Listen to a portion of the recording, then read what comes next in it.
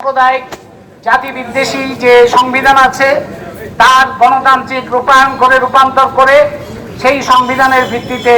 নির্বাচন প্রতিষ্ঠা করা এবং এই অন্তর্বর্তীকালীন সরকারের আরো দায়িত্ব হবে যে লুটেরা গোষ্ঠী বাংলাদেশকে বকলা বানিয়েছে, যে লুটেরা গোষ্ঠীর কারণে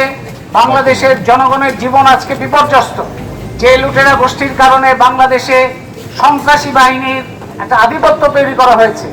যে লুটেরা গোষ্ঠীর কারণে বাংলাদেশে মার্কিন যুক্তরাষ্ট্র, ভারত, চীন, রাশিয়া তাদের যা খুশি তাই করার একটা অবস্থা তৈরি হয়েছে, যে লুটেরা গোষ্ঠীর কারণে বাংলাদেশের ভবিষ্যৎ অনিশ্চিত, জনগণের জীবনযাত্রার ব্যয় সমস্ত কিছু একটা ভয়ঙ্কর পরিস্থিতিতে তাদের সহ্য সীমা অতিক্রম করে গেছে, সেই লুটেরা গোষ্ঠীকে সরকার গঠন করে এই সরকারকে পদত্যাগে বাধ্য করা হবে। এই সরকার পদত্যাগ করতে যত দেরি করবে তত বাংলাদেশের ক্ষতি, তত মানুষের ক্ষতি, তত এই জগতের ক্ষতি, তত এই সরকারেরও ক্ষতি। এই সরকারের উচিত হবে নিজেদের মুখ রক্ষা, প্রাণ রক্ষা, নিজেদের আরো ক্ষতি না করার জন্য অবিলম্বে পদত্যাগ করে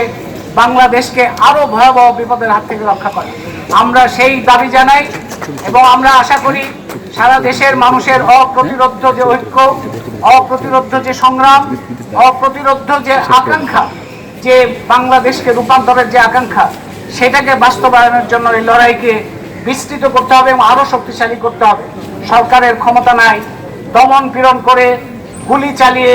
আক্রমণ চালিয়ে, হামলা চালিয়ে এই জাগ্রত জনতাকে তারা কোনোভাবে দমন করতে পারে। আমি আজকের এই সমাবেশের মধ্য থেকে সরকারের কাছে দাবি জানাই অবিলম্বে পদত্যাগ করেন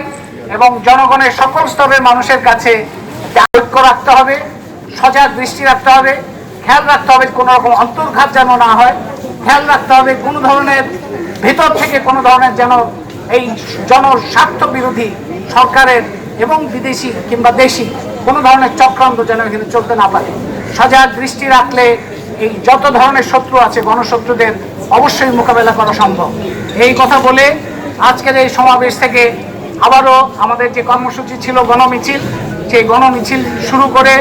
আরো বৃহত্তর গণমিছিলে যোগ দেওয়ার জন্য আহ্বান জানিয়ে আমি আমার বক্তব্য এখানে শেষ করছি। সবাইকে ধন্যবাদ।